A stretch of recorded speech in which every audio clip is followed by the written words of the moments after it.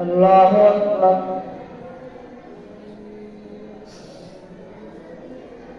الحمد لله رب العالمين الرحمن الرحيم مالك يوم الدين إياك نعبد وإياك نستعين اهدنا الصراط المستقيم صراط الذين أنعمت عليهم غير المغضوب عليهم ولا الضالين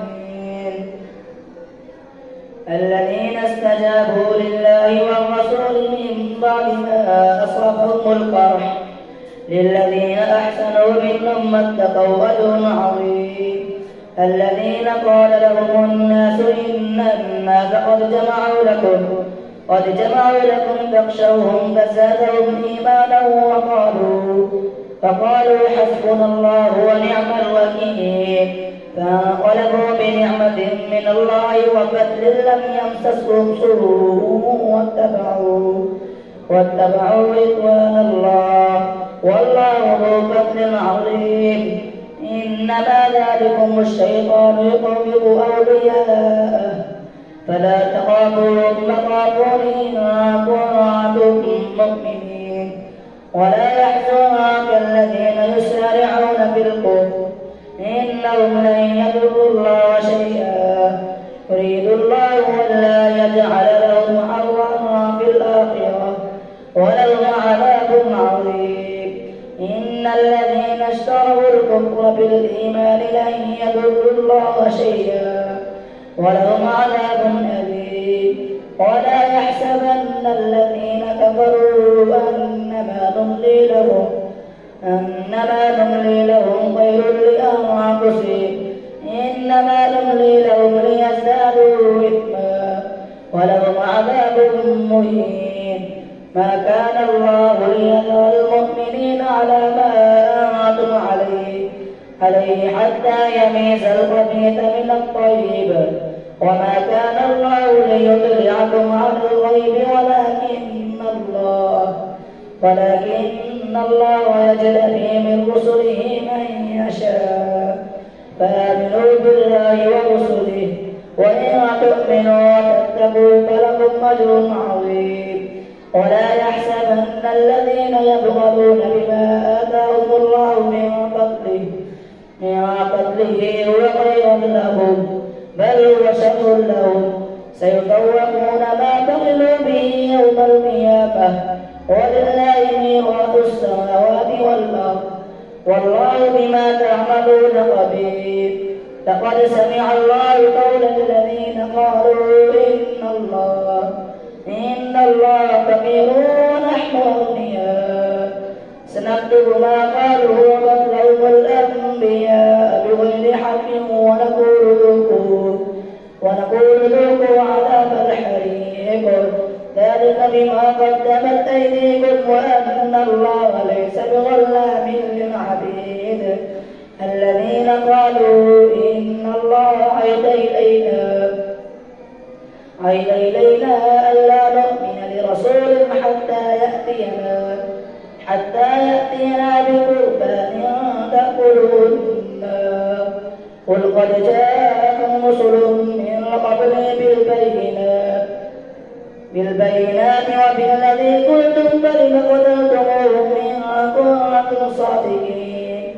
فإن كذبوك فقد كذب رسل من قبلك جاءوا بالبينات والزبر والكتاب المنير كل نفس ذائقة الموت وإنما توفون أجوركم يوم القيامة فمن زحزح عن النار وأدخل الجنة فقد فاز وما الحياة الدنيا إلا متاع الغرور لتبلغن في أموالكم وأنفسكم ولتسمعن من الذين أوتوا الكتاب من قبلكم ومن الذين أشركوا أذى كثيرا وإن تصبروا وتتقوا فإن ذلك من عزم الأمور فإذ أخذ الله ميثاق الذين أوتوا الكتاب لتبيننه للناس ولا تكتمونه فنبذوه وراء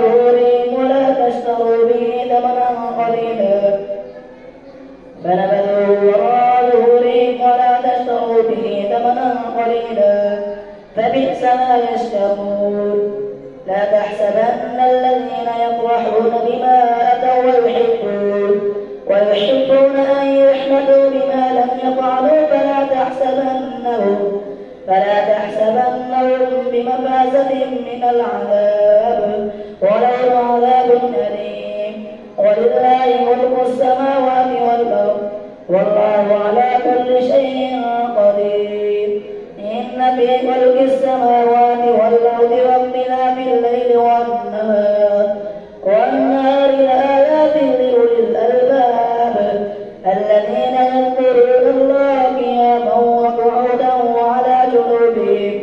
وعلى جنوبهم ويتفكرون في خلق السماوات والأرض ربنا ما خلقت هذا باطلا سبحانك فقنا عذاب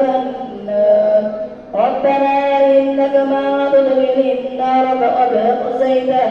وما للظالمين من أنصار ربنا إننا سمعنا مناديا ينادي للإيمان أن آمنوا بربكم فآمنا ربنا فاغفر لنا ذنوبنا وكفر عنا سيئاتنا وتوفنا مع الأبرار ربنا وآتنا ما وعدتنا على رسلك ولا تخزنا يوم القيامة إنك لا تخلف الميعاد فاستجاب لهم ربهم أني لا أضيع عمل عامل منكم من ذكر أو أنثى بعضكم من بعض فالذين هاجروا وأخرجوا من ديارهم وأوذوا في سبيلي وقاتلوا وقتلوا لأكفرن عنهم سيئاتهم ولأدخلنهم جنات تجري من تحتها الأنهار ثوابا من عند الله والله عنده حسن الثواب لا يغرنك تقلب الذين كفروا في البلاد متاع قليل ثم مأواهم جهنم وبئس المهاد لكن الذين اتقوا ربهم لهم جنات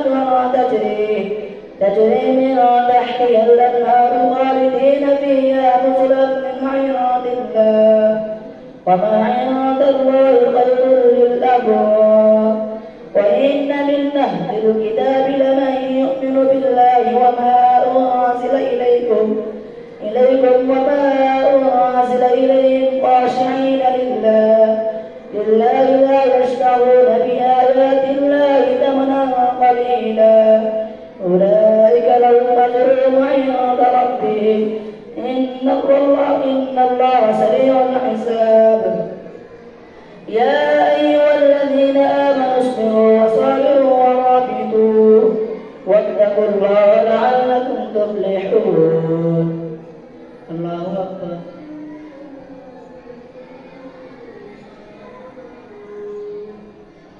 سمع الله لمن حمده الله أكبر الله أكبر الله أكبر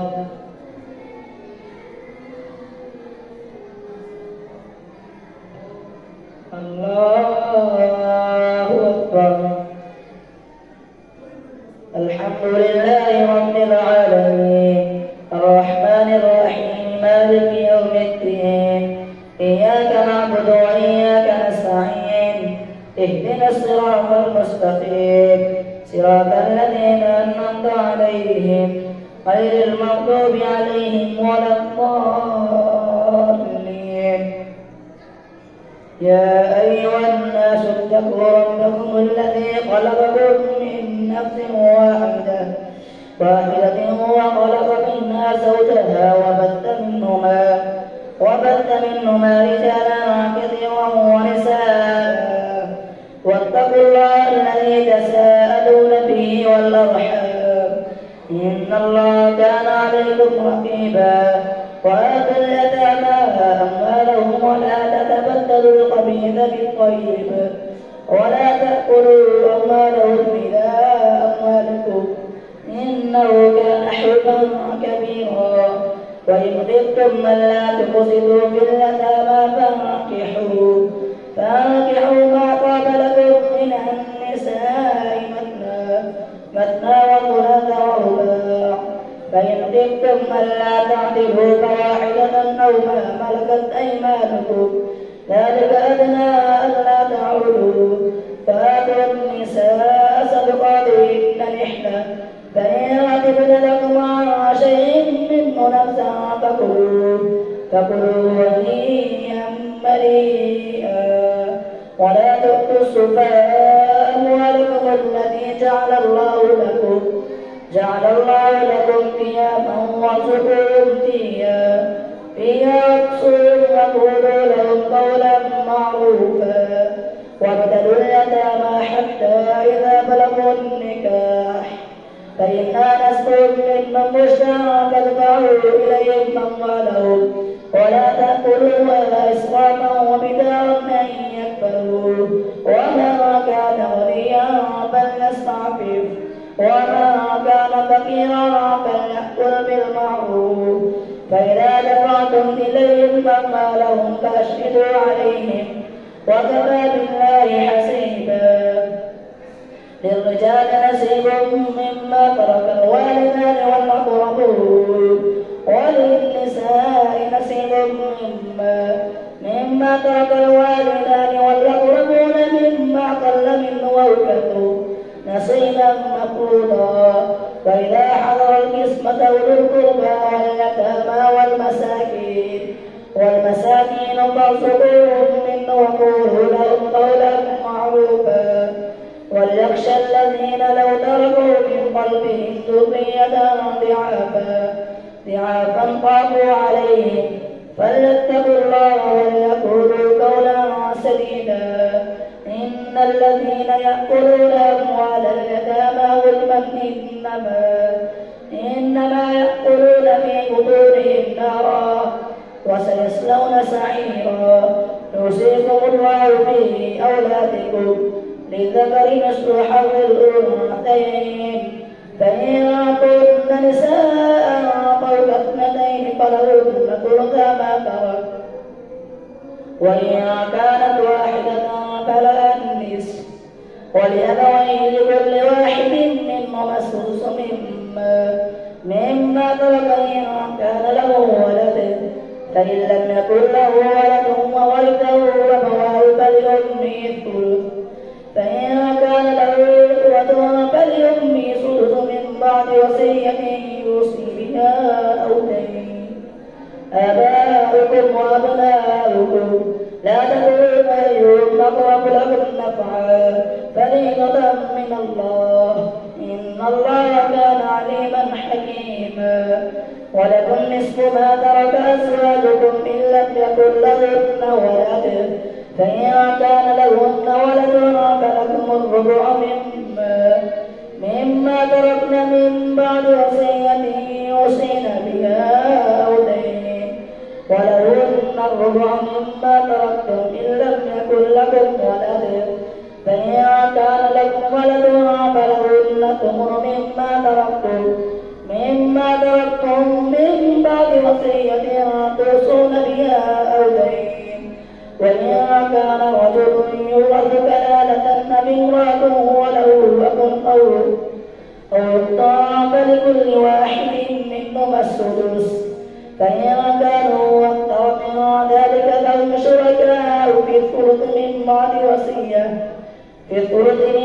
وصية يوصى بها أو دين غير مضار وصية من الله والله عليم حليم تلك حدود الله ومن يطع الله ورسوله يدخله جنات تجري من تحتها الأنهار خالدين فيها وذلك الفوز العظيم ومن يعص الله ورسوله ويتعد حدوده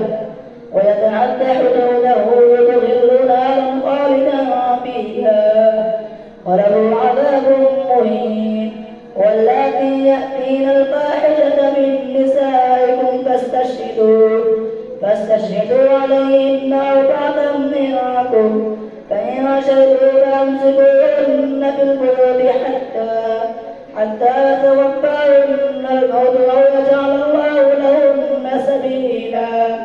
واللذان يأتيانها منكم فآذوهما فإن تابا وأصلحا فأعرضوا عنهما إن الله كان توابا رحيما. إنما التوبة على الله للذين يعملون السوء بجهالة ثم يتوبون من قريب فأولئك يتوب الله عليهم وكان الله عليما حكيما. وليست التوبة للذين يعملون السيئات حتى إذا حضر أحدهم الموت قال إني تبت الآن ولا الذين يموتون وهم كفار أولئك أعتدنا لهم عذابا أليما. يا أيها الذين آمنوا لا يحل لكم أن ترثوا النساء كرها ولا تعضلوهن لتذهبوا ببعض ما آتيتموهن إلا أن يأتين بفاحشة مبينة وعاشروهن بالمعروف فإن كرهتموهن فعسى أن تكرهوا شيئا ويجعل الله فيه خيرا كثيرا. وإن أردتم استبدال زوج مكان زوج وآتيتم بإحداهن قنطارا فلا تأخذوا منه شيئا أتأخذونه بهتانا وإثما مبينا. فكيف تأخذونه وقد أفضى بعضكم إلى بعض وأخذن منكم ميثاقا غليظا. ولا تنكحوا ما نكح آباؤكم من النساء إلا ما قد سلف إنه كان فاحشة ومقتا وساء سبيلا. حرمت عليكم أمهاتكم وبناتكم وأخواتكم وعماتكم وخالاتكم وبنات الأخ وبنات الأخت وأمهاتكم اللاتي أرضعنكم وأخواتكم من الرضاعة وأمهات نسائكم وربائبكم اللاتي في حجوركم من نسائكم اللاتي دخلتم بهن فإن لم تكونوا دخلتم بهن